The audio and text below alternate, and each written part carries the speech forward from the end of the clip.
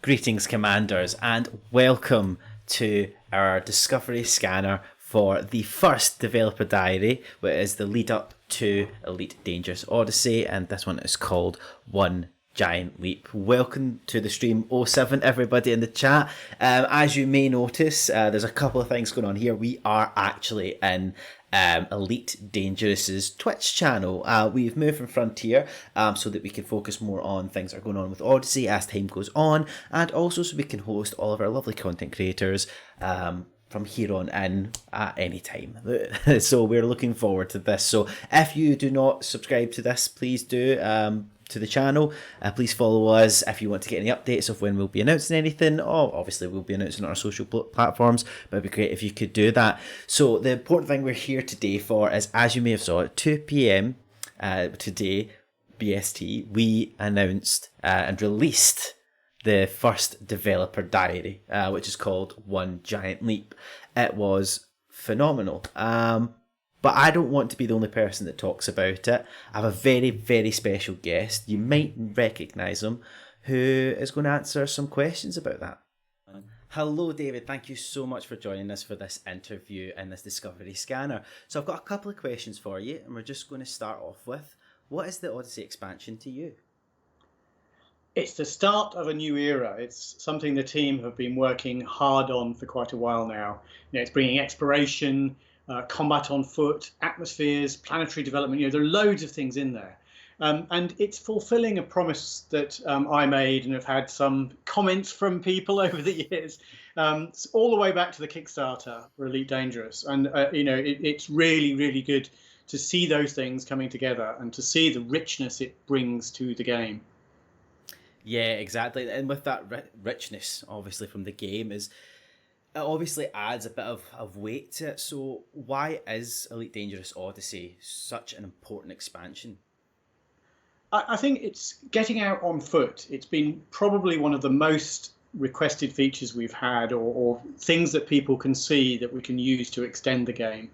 It's the next logical step in it's already been a great, rich journey, but it's really good to see that. And I think, it's something that I'm very proud that we're doing, and the team has done a good job, because there are a lot of challenges in doing this.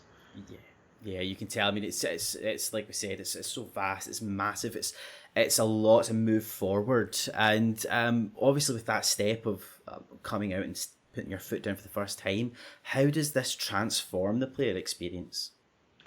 I think the key thing is it brings, if you think of it as millimeter scale, sort of on foot scale, to what's a gigantic play space.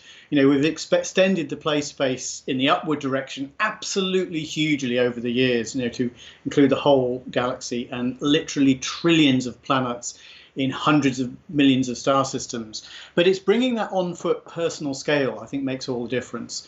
And essentially makes the play space very much bigger because of the scale you get from that, because of that feeling when you stand next to these ships. Even ships like the Cobra are really big compared to a human. And I think up to now, that scale has been a little bit lost. And you see the sheer scale of an anaconda. That was the great thing in the early Odyssey reveal that we've shown. You just see the sheer size of it. And even then, you don't quite know the relative scale, as it flies over you. It's that personal level. And I think atmospheres also change the feeling on a planet's surface. They bring it much more down to, I was going to say down to earth, but I suppose I can say that. But, it's the comparison. It's the personal experience that you have. Seeing skies, the day-night being very different, and all of that side of things, the light scattering you get with the thin atmospheres that we're introducing. Yeah, exactly, and it's going to be such a marvel, I think. And from what's been on the developer diary, if some people have seen it, they'll know that that's a really important point to it. But for anybody who hasn't seen it yet and is tuning in tonight, can you give an overview of what we're going to see in the developer diary? Well, it's really just a first look at loads of different elements in the development of Odyssey. Obviously, there are loads to come, but just specifically planet surfaces and the development of the planetary simulation, which is a very rich, very complex thing to do, because we're not just doing it on 1 or 2 or even 5 or 10 planets. We are doing it on trillions of these things. And I think that's what's really important and challenging. because each one is a multiplayer environment where people are exploring and, getting into their SRVs, getting into their ships. All of that is a challenge to be done, and I take my hats off to the team who are doing it. Done a really good job. But that's what you'll see. This is just episode 1. There's a lot more to come. Yeah, and saying that it's just episode 1 and the vast amount of work that has been put into Odyssey, this is the first developer diary. Can you give us an insight at all of what's still to come? Well, as I say, this is just a glimpse. But the important thing here is, we're expanding the elite experience, and actually we're transposing that to be on foot. So you get that richness of the world. You're interacting with other characters. You're taking on missions. You're executing missions. Things are going wrong. You're making things go wrong for other people. All of these things, in the traditional way you do within Elite. There will be further diaries to come. We're looking at things like social spaces, gameplay, how the missions work, how combat works, and how further environments work. There's a lot of richness to come that really sort of gives a feeling of what Odyssey is going to be. And then, of course, there's Odyssey itself. Yeah, and obviously with this being the next step, it's going to be a lot of changes to the planetary tech, I assume, and that's going to be massive for our engine, the Cobra engine that we use. Could you tell us why that's such a feat? Why that's really important? I think there are several elements to it. It's the whole sort of 1-to-1 scale brings in a lot of challenges. Right from the start, we've got the richness and the depth of the rendering. Purely from a mathematical point of view, the numeric resolution you need to be able to, show a planet that might be tens of thousands of kilometers, hundreds of thousands of kilometers across, all the way down to a little potato-like rock that might only be 100 or so kilometers across. There's that huge sort of dynamic range, and the scales that you need to render these things. That you've got draw distances of tens of thousands of kilometers. You can see a planet up in space, and when you're on the potato, you're seeing things in space and vice versa. All of that sort of thing presents a lot of challenges to the team, and they've done a fantastic job. And I think you do get a slight taste of that in the developer diary. And then as you come to explore it later on, you actually realise some of the challenges that exist there. Doing that within a multiplayer world where there are potentially loads of ships landing, people interacting with each other, and all that side of things.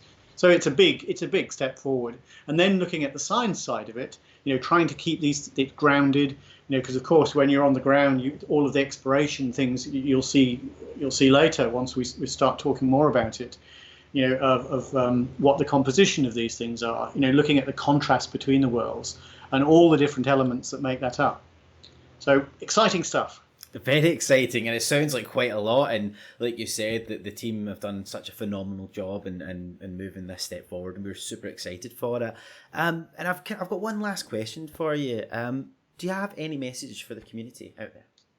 Oh, the community has been great, and it's a big thank you. I mean, the amazing thing, looking at the dates, it's nearly 8 years since the Kickstarter. Isn't that amazing? We've had a lot of the people that I know I've spoken to at various events have been right from the beginning with us for the nearly 8 years, possibly even 8 years, even is 8 years if you start, right at the start of when we first started talking about the Kickstarter.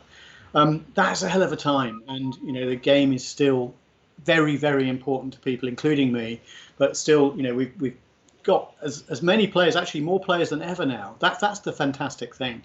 And so bringing that richness, bringing that love, that wonder of space. I mean, before even the first Elite, but particularly with Frontier, I remember looking up at the night sky, and even though I'm an astronomer at heart, I didn't really bother about things like constellations and all that sort of thing, because it felt to me that less important than the astronomy behind it. But then it gave the sense of place that I got from Frontier, and of course from Elite Dangerous much more so now, of recognizing stars in the sky and saying, oh, I've been there, and knowing what's there.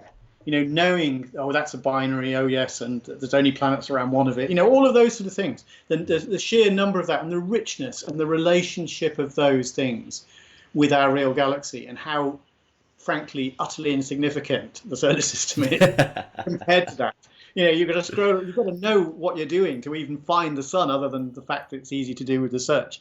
It's all of those sort of things. It's that rich community. It's the love from the community, the people who care about this game. And yes, people get very angry, and I know sometimes that anger spills over when what we've got isn't quite exactly what people want, but we're doing our best. And I think what we've got is an incredible recreation of the galaxy, and that is just going to get better with Odyssey. Mm-hmm. And I think it's important to note that anger is sometimes fueled by the passion and the love from the game, which absolutely. is people care, and caring is important. We all care. Yeah, 100%. So thank you, everybody, for supporting us. It's been great. Yes, no, and thank you, David, so much for coming on and talking to us about this amazing step forward for Elite Dangerous and the build up to Elite Dangerous Odyssey. So after talking about it so much, I think what we'll do is we'll say goodbye to David. Thanks again, and we're going to go and watch the developer diary. So stick around and enjoy.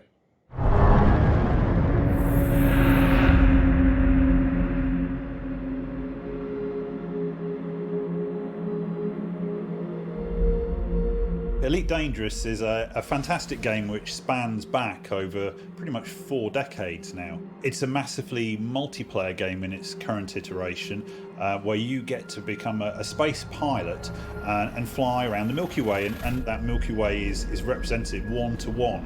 It's a fantastic technical achievement. With Odyssey, it's the development of everything that was cool and great and unique about the original game, but taken forward and with a new dimension added. And that new dimension is that you are now able to traverse this environment on foot. The first time even that you get out and you actually see your ship in front of you and you understand how massive these ships actually are is kind of awe-inspiring. It's actually really quite dangerous. You are millimetres away from the vacuum or from a thin atmosphere that could kill you in an instant. So the idea that you were enclosed in this suit and you could hear your own breathing was a really important part of the experience as far as we were concerned. One of the key things I really wanted to push was the idea that you'd kind of get that Neil Armstrong moment when you actually set foot on a planet for the first time. It had to have a slight emotional resonance to it. It had to feel like you were literally touching the ground for the first time. It's something we've hinted at with the ships, but now you can really do it. Exploration's always been a huge part of Elite. What's new is the fact that for the first time you'll be able to visit planets with light atmospheres.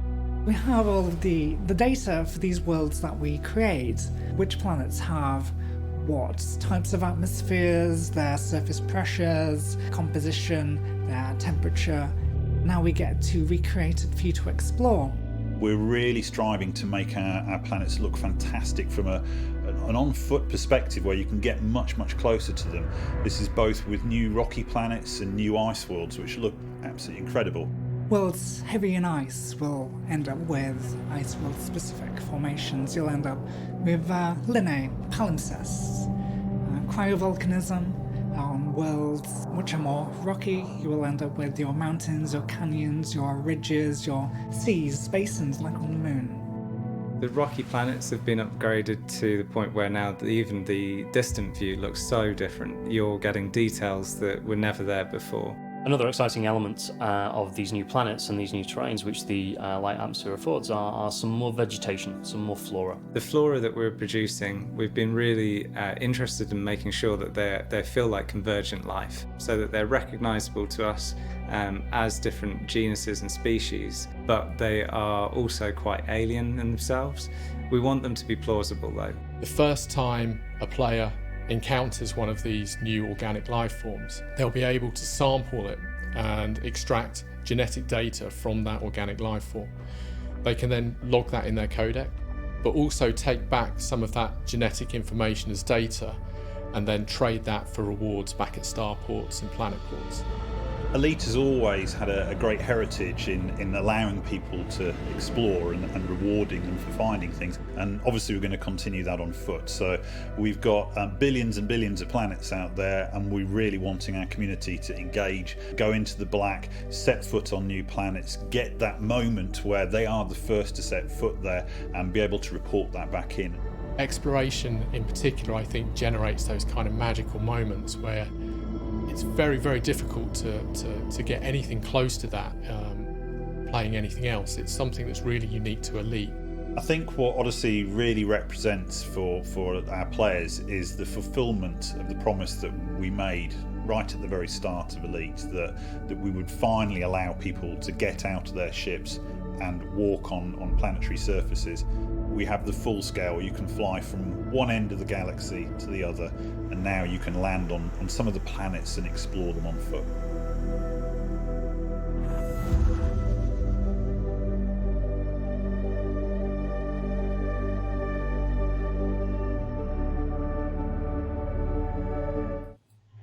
Now, that was the developer diary. Wow.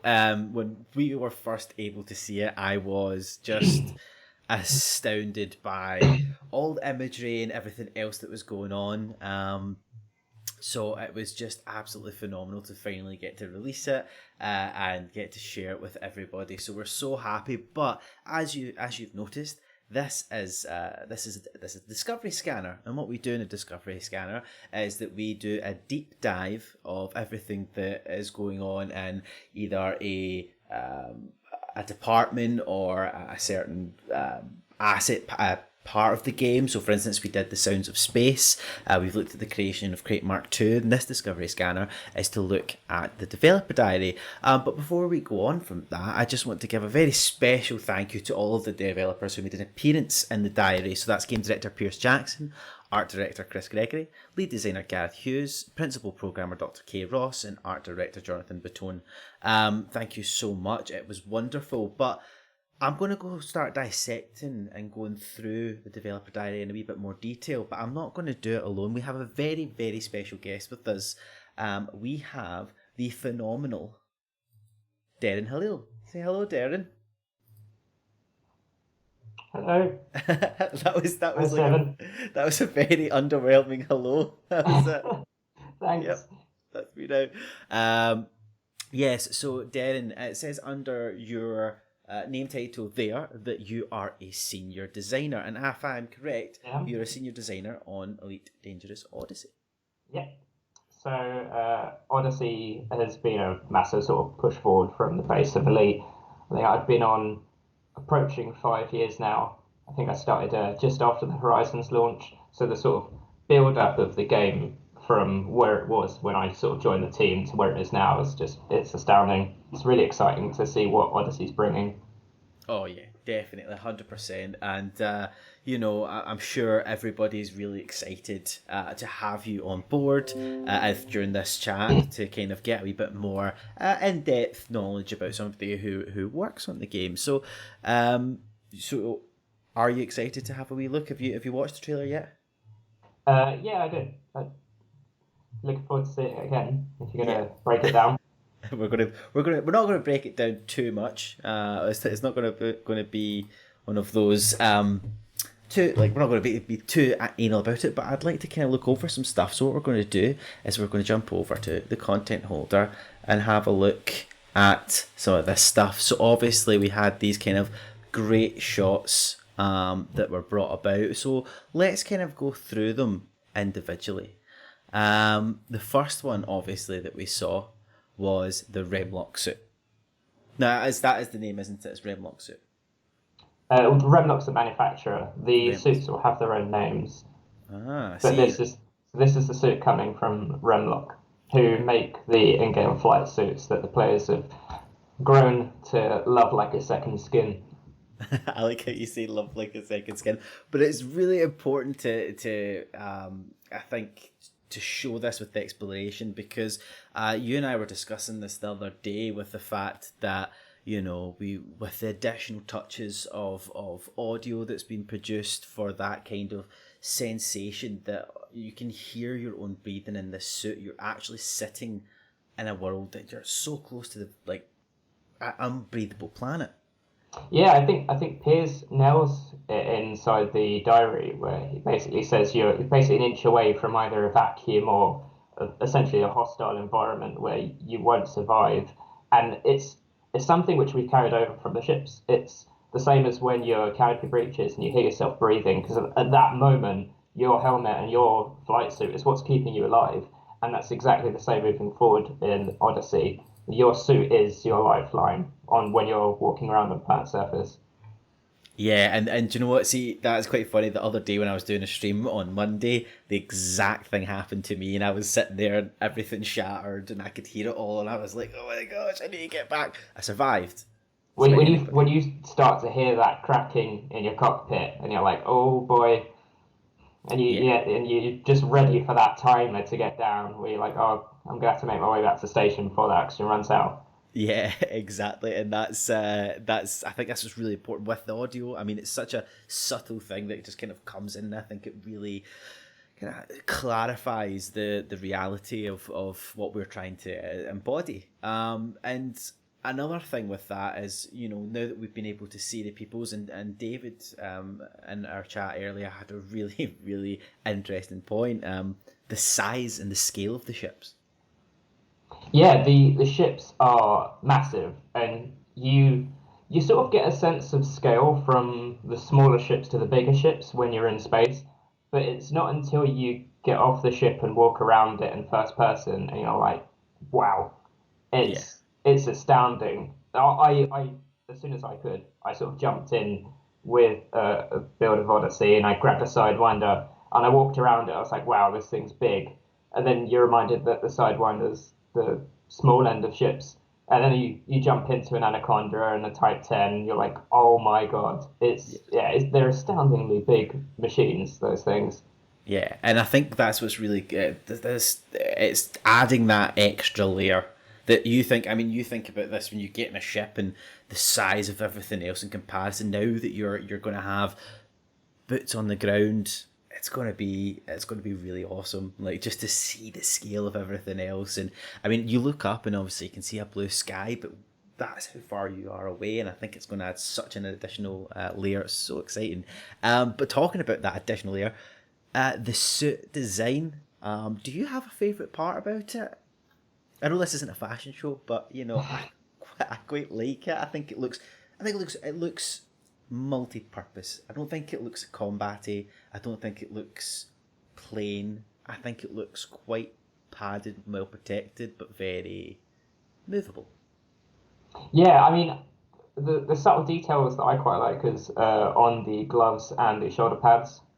Like, it's especially the gloves in particular, where you've got the sort of knuckle protection and things like that. It just overall it sort of screams the utility of it, and I think that's something which we've always sort of tried to strive for with Elite. Is everything has a purpose, and this suit is something which has a function and a purpose to it. It's not just a thing which you parade like a piece of armor sort of thing, where you sort of can have big and extravagant armor, but everything, like every piece of and component of that suit, has a function and purpose. Yeah, exactly, and I think that really adds a layer of depth of what we're trying to do. You know, the detail on the armor alone, along with everything else.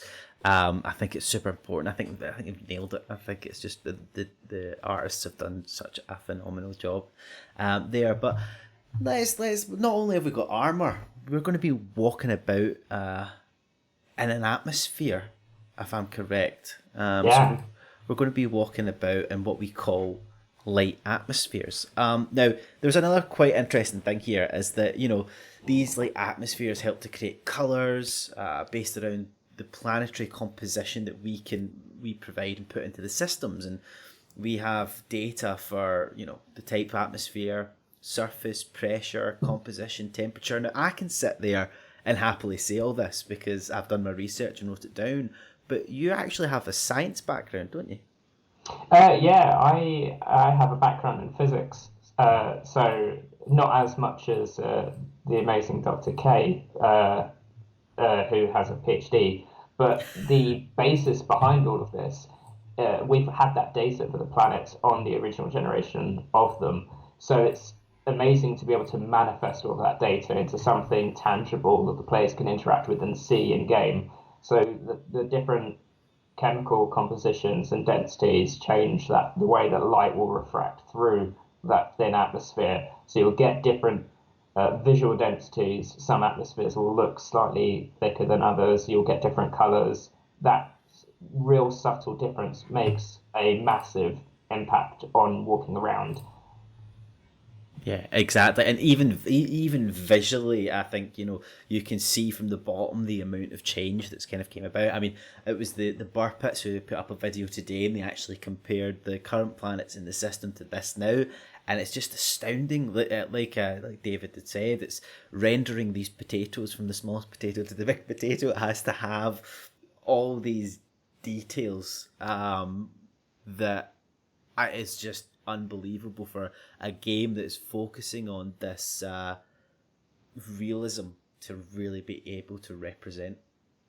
And it's a double entendre, right? We've got this awesome new planet tech coming in where you're walking around and the ground textures and details are just so much better than they've been before. And on top of that, you've got the different colours in the sky as well. So it's a double whammy. The planets, when you're walking around at the moment, just look astounding. Oh, and you can say that, I mean, and that's phenomenal. It's just so cool to see them. But one of the big things that we are doing with additionally, what has been shown is that we were able to show ice planets and rocky planets. So here we have, look at this icy planet. I mean, visually, it just to me looks cold. I know that sounds so stupid. But to me, it looks cold. And they are really important because they have a formation that's built up with... Now, I'm going to try and, again, repeat what Dr. K said. Lineae, palimpsests, and cryovolcanism. Did I get them right? And if you don't know what they are, I didn't. I googled them. So lineae is any long markings, dark or bright, in a planet or moon's surface.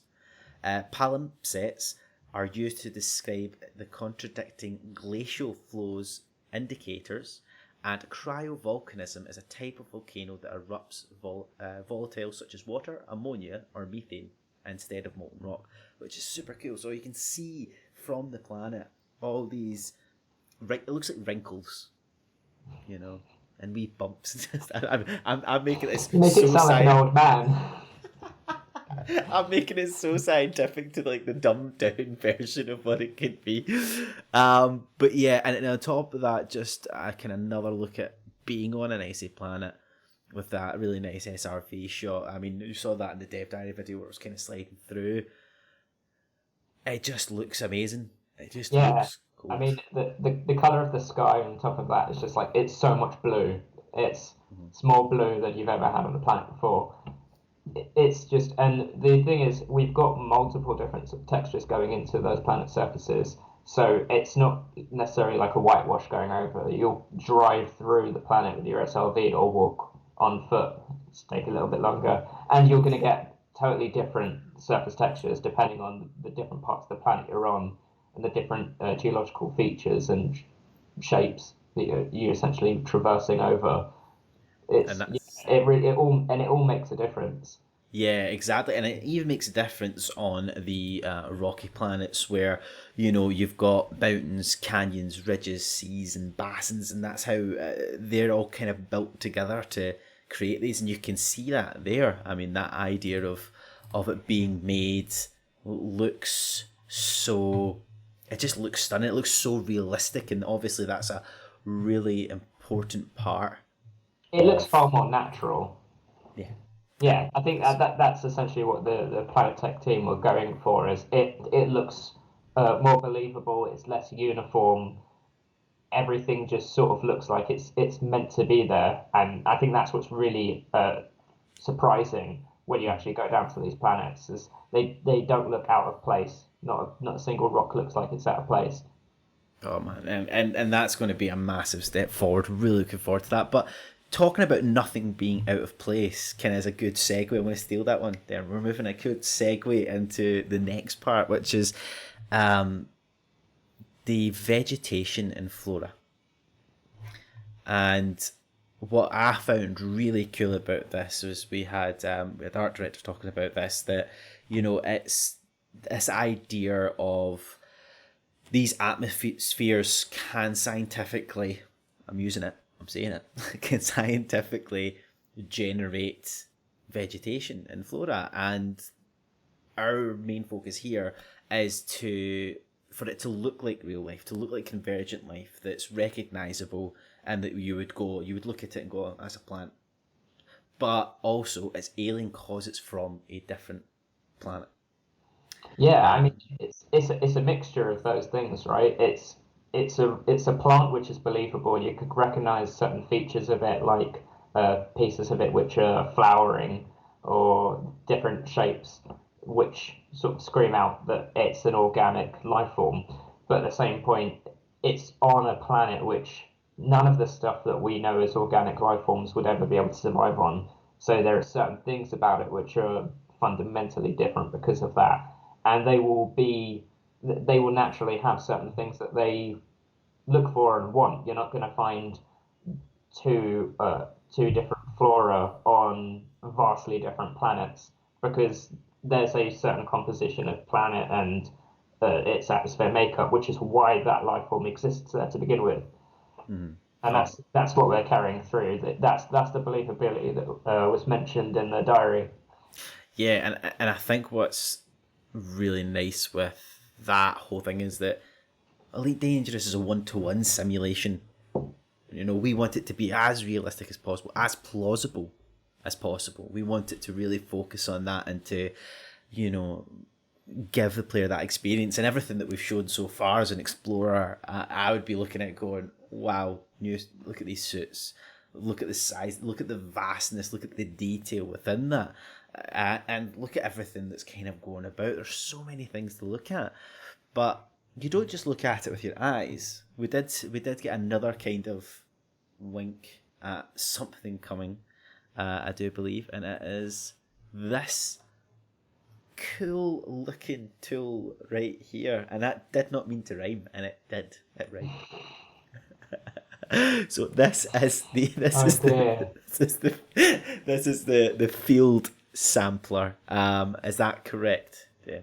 Yeah, that's the field sampler. That's what we'll be using to take genetic samples of the different flora that you come across on planets. Yeah, and it's awesome. I've seen a couple of people in the chat.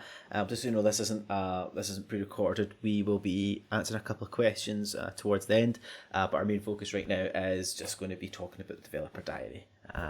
Should have said that at the start. I was just totally encumbered by I was just after watching the developer diary. It's like I want to talk about this more. Yeah, I mean, looking at this tool, we can kind of see how you hold it. I love how it kind of looks like a hand, and I've never actually. In a game, I really like cool weapons and cool get-ups and different things like that, but to see something that's just made to sample stuff and, you know, it looks quite terrifying, alien, but also really cool. I think advanced might be the word you're looking for. Advanced, probably. I just That's don't know. familiar. I just have the whole, it's like the idea of the whole thing just like opening up and like grabbing something out. I guess kind of like caveman-y, something that I would do if I was picking up a flower rather than a delicate thing that you would with like a sampler, do you know? I think it's a mixture of both of those things, really. It will be fine-tuning your sampling. It's a tool of precision, definitely. I like that, and that's what's really important about this field sampler is that when you get organic life forms, you go up, you sample the stuff, you can then put it in your codex, and what you get is the genetic data. So that genetic data is logged in your codex, and then you can go and sell it to starports and planet ports.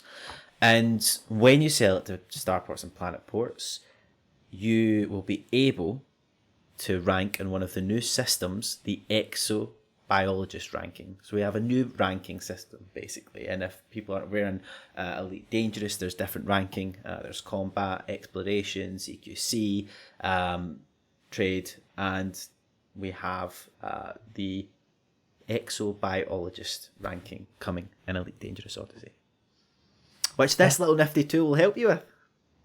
Yeah, that will progress your ability to identify and catalog different biological species across the game, and it's a big galaxy, so there's plenty to go take chunks out of and go log.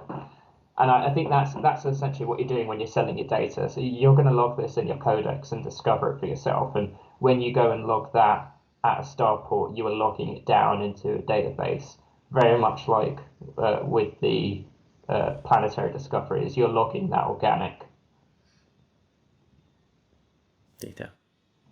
Yeah, Yeah, that's you're cool. logging the organic data. Yeah, that's. I mean, and I think again, it looks cool. I mean, if you've not seen the developer diary we showed at the start, we will be showing it again. But you can head out and check it out. You can see a commander walking down with it, which is really cool. You can kind of get the feel of the notion as it, and I just think they look really awesome. And obviously, this is just a sampling tool.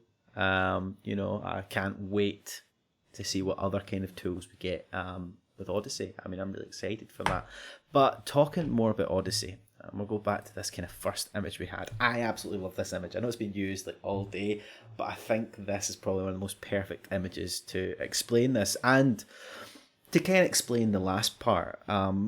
As David said in his interview, and what Pierce has said as well in the developer diary, it's really important to have that kind of Neil Armstrong moment, that that realistic moment where you're in this vastness of space on a different planet. And I think what's really cool about that is that's what it's trying to encapsulate at the moment. It really gives you that Neil Armstrong moment. I really wanted to just say that part. I thought it was a really cool way of Pierce putting that in.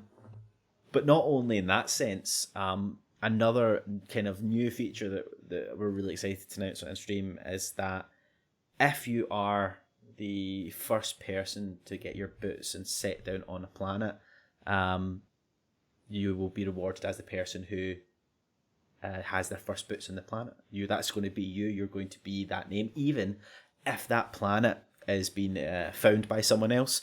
If you land on that planet and get your foot down on it first, you will be in information saying that Commander X has landed in boots on the ground down there first. You literally get your Neil Armstrong moment. You're the first person to set foot on that planet. That's awesome. Yeah, exactly. So I mean, it's one of those really awesome kind of additional things, because people must go, oh, but I love this planet, but this planet's got by somebody else. Just make sure you get Odyssey as soon as you can, fly to that planet, and just, I don't know if you crash in and dive it or whatever, just get in as fast as you can. And if you're able to do that first, I mean, not only that, there's going to be all of those planets which haven't even been landed on before. You're going to have the light atmosphere worlds that no one's managed to approach with their ship and land on. You can now land on those and get out on foot and put your name on those, and that's pretty cool.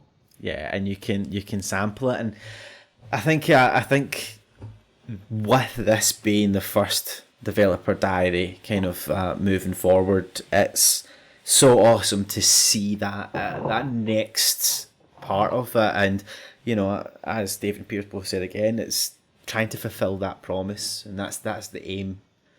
This game's been around for years, and we hope for it's going to be years longer, and it's just like a detriment to kind of what you guys do in your work and how that's kind of represented here as well, which is just phenomenal. So we're going to just jump back to you and I here. What did you think when you first saw the developer diary, and after kind of going through that, how excited are you as being someone who works on the project to kind of keep going on with the community, knowing that there's so much to come?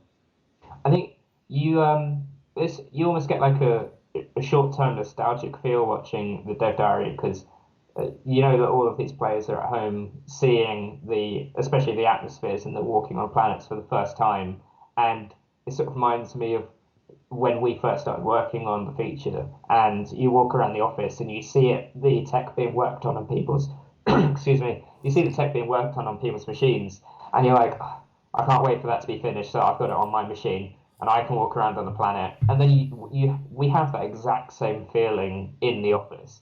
The first time you manage to walk around on the planet, the first time you are on a planet with atmosphere, it's really, really cool. And it's the excitement to see players get to experience that for the first time, just like we have in the office. Yeah, exactly. And moving forward, I mean, It's always been about representing what you guys do in the best way that we can. Obviously, with things like developer diaries coming out, the information that will be coming up in the build up and the road to Odyssey. We are super excited. We get asked this all the time. If you could explain Odyssey in 2 or 3 words, I'm not going to ask you that. What I'm going to ask you is how on a scale of like 1 to 10, is there a word? Is there an example to tell everybody how excited you are for Odyssey to come? Oh, I mean, it's a clean 10. I mean, Clean this 10. it's clean 10. I mean, this is something which people have been asking for and excited for and anticipating since the Kickstarter, since before a lot of current players have been playing Elite Dangerous, since a lot of devs had the privilege to be able to work on the project. It's always been there, and we finally get to let players get their hands on it, and that's exciting. Yeah, definitely, and we're really excited. But before we say goodbye, Darren, normally in these live streams we like to have a wee giveaway. So we're going to give away a paint job pack. We'll probably make it a Frontier paint job pack. But could you give us a word to put exclamation mark something in front of? Exclamation mark 1 step. Oh, I like that. We discussed this before, and I did not expect 1 step to come on. So yes, in the chat, if you could put exclamation mark 1 step. But before that, my door is not open. I just saw that in the chat very quickly. It's not open. That was creeping me out a wee bit. Exclamation mark 1 step. We are going to watch the Dev Diary one more time. And thank you so much, Darren, for coming on and chatting with us and doing a wee deep dive into the Dev Diary for me. All right. 07, Commander. 07.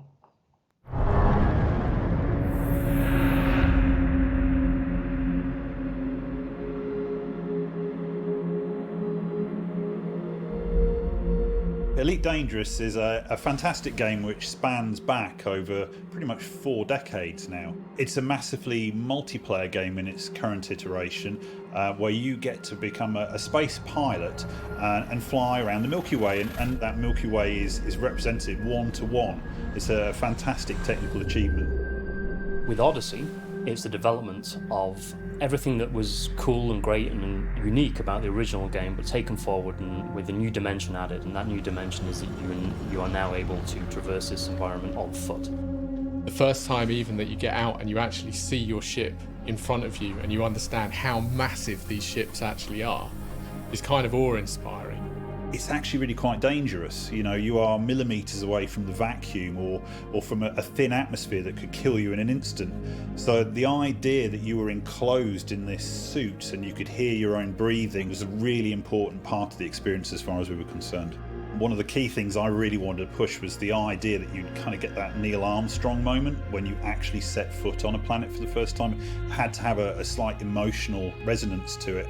It had to feel like you were literally touching the ground for the first time. It's something we've hinted at with the ships, but now you can really do it. Exploration's always been a huge part of Elite. What's new is the fact that for the first time you'll be able to visit planets with light atmospheres. We have all of the data for these worlds that we create, which planets have what types of atmospheres, their surface pressures, composition, their temperature. Now we get to recreate it for you to explore. We're really striving to make our planets look fantastic from an on-foot perspective where you can get much closer to them. This is both with new rocky planets and new ice worlds which look absolutely incredible. Worlds heavy in ice will end up with ice world specific formations. You'll end up with linear palimpsests, cryovolcanism. On worlds which are more rocky, you will end up with your mountains, your canyons, your ridges, your seas, basins like on the moon. The rocky planets have been upgraded to the point where now even the distant view looks so different. You're getting details that were never there before. Another exciting element of these new planets and these new terrains, which the light atmosphere affords, are some more vegetation, some more flora. The flora that we're producing, we've been really interested in making sure that they feel like convergent life, so that they're recognisable to us as different genuses and species, but they are also quite alien in themselves. We want them to be plausible though. The first time a player encounters one of these new organic life forms, they'll be able to sample it and extract genetic data from that organic life form. They can then log that in their codec, but also take back some of that genetic information as data and then trade that for rewards back at starports and planet ports. Elite has always had a great heritage in allowing people to explore and rewarding them for finding things, and obviously we're going to continue that on foot. So we've got billions and billions of planets out there, and we're really wanting our community to engage, go into the black, set foot on new planets, get that moment where they are the first to set foot there and be able to report that back in. Exploration in particular, I think, generates those kind of magical moments where it's very, very difficult to get anything close to that playing anything else. It's something that's really unique to Elite. I think what Odyssey really represents for our players is the fulfilment of the promise that we made right at the very start of Elite, that we would finally allow people to get out of their ships and walk on planetary surfaces. We have the full scale. You can fly from one end of the galaxy to the other, and now you can land on some of the planets and explore them on foot.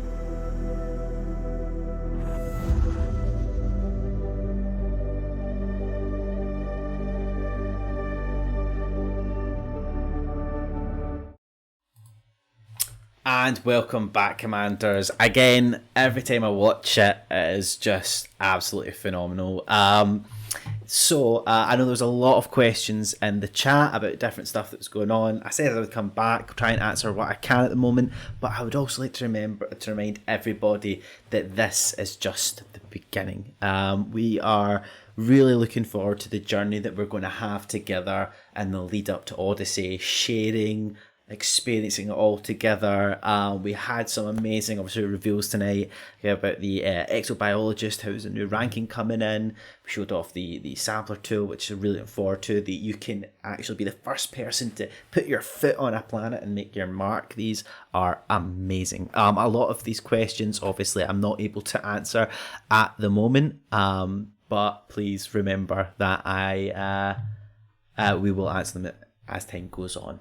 So we do have a winner for the paint job, and the winner is Commander_Stevie G. Stevie G, Commander, well done. Could you please get in contact with us at community@frontier.co.uk to let us know, to tell us that you've won, and we'll get a paint job sorted out for you. Congratulations. But most importantly, we've seen some of our great content creators today releasing videos around this dev diary, so please, once you're done here, go check them out. I mean, we're just absolutely blessed to have people who just generate so much for us, so please, once this video is done, go check it out. Obviously there's a couple of questions that I can't really answer today. We're just having a look through some of them, but tell me your thoughts on how you thought the developer diary went. Thank you, Shana. Really, the Lave Radio Diary will be going out. The Lave Radio, not diary. Lave Radio will be going live in 30 minutes. They also do on a Tuesday. They're going to have some great chats. I believe Jack Little's also going to be doing something as well. Can we walk on stations? I can't answer that yet, sadly. I'm really sorry. We're looking forward to it so much. But again, I just want to give a big thank you to the team in general. Obviously, the team on Elite Dangerous and the team, as a whole, Elite Dangerous Odyssey. No, I just said one. Also, the community team, the publishing team have kind of came all together for this. So excited for it. We've got game director Pierce Jackson, art director Chris Gregory, lead designer Gareth Hughes, principal programmer Dr. K. Ross, and art director Jonathan Batone for being on the developer diary in the first place. big, massive thank you to David Braben for coming on and having that interview with me discussing the Developer Diary and the next steps. I think he had really important words to say. I think it's important for you guys to know that he's still as invested and as passionate about this game as he was at the beginning. And then a big thank you to Darren Hillel for coming on and dissecting a wee bit of the game with me. And thank you all for showing up tonight to actually talk about the Dev Diary, to see what's going on. We're really, really happy about it. So yeah, I think there's like one or two questions I can kind of get there. I think we've got how many planets will there be? Well, remember we said that they're generated, so there will be a lot of different planets around there, and it's all going to be structural to the planet. All the different atmospheres and creations about it will come into play there. Another really interesting one we said is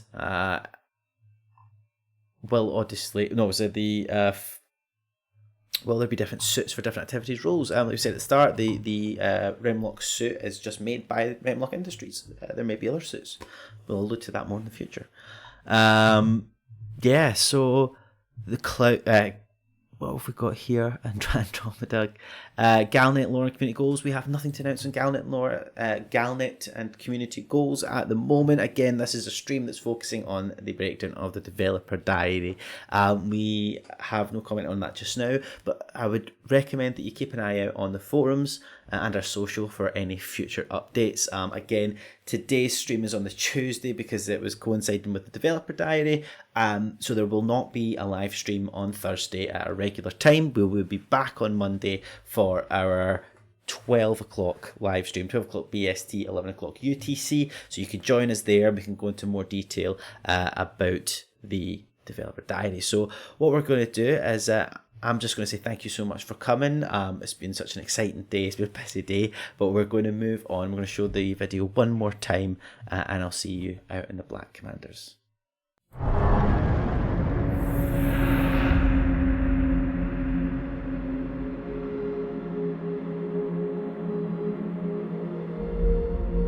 Elite Dangerous is a fantastic game which spans back over pretty much 4 decades now. It's a massively multiplayer game in its current iteration, where you get to become a space pilot and fly around the Milky Way, and that Milky Way is represented 1-to-1.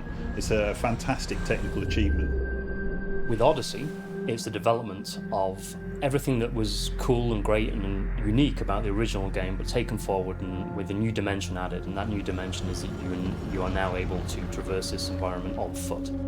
The first time even that you get out and you actually see your ship in front of you and you understand how massive these ships actually are is kind of awe-inspiring. It's actually really quite dangerous. You are millimetres away from the vacuum or from a thin atmosphere that could kill you in an instant. So the idea that you were enclosed in this suit and you could hear your own breathing was a really important part of the experience as far as we were concerned. One of the key things I really wanted to push was the idea that you'd kind of get that Neil Armstrong moment when you actually set foot on a planet for the first time. It had to have a slight emotional resonance to it. It had to feel like you were literally touching the ground for the first time. It's something we've hinted at with the ships, but now you can really do it. Exploration's always been a huge part of Elite.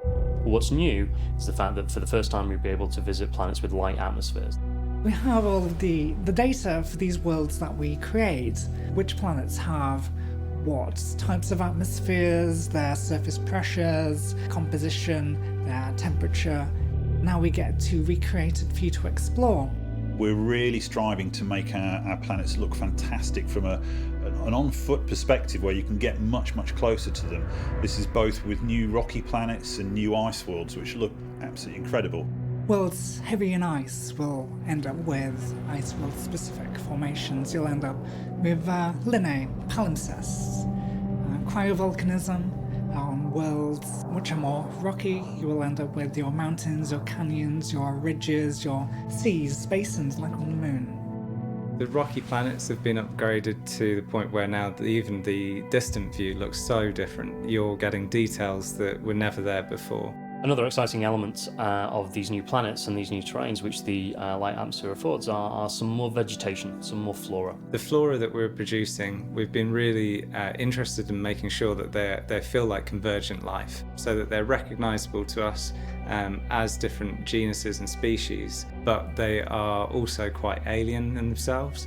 We want them to be plausible though. The first time a player encounters one of these new organic life forms, they'll be able to sample it and extract genetic data from that organic life form. They can then log that in their codec, but also take back some of that genetic information as data and then trade that for rewards back at starports and planet ports. Elite has always had a great heritage in allowing people to explore and rewarding them for finding things, and obviously we're going to continue that on foot. So we've got billions and billions of planets out there, and we're really wanting our community to engage, go into the black, set foot on new planets, get that moment where they are the first to set foot there and be able to report that back in.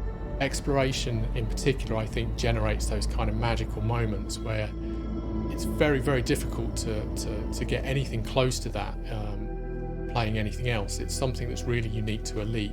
I think what Odyssey really represents for our players is the fulfilment of the promise that we made right at the very start of Elite, that we would finally allow people to get out of their ships and walk on planetary surfaces. We have the full scale where you can fly from one end of the galaxy to the other, and now you can land on some of the planets and explore them on foot.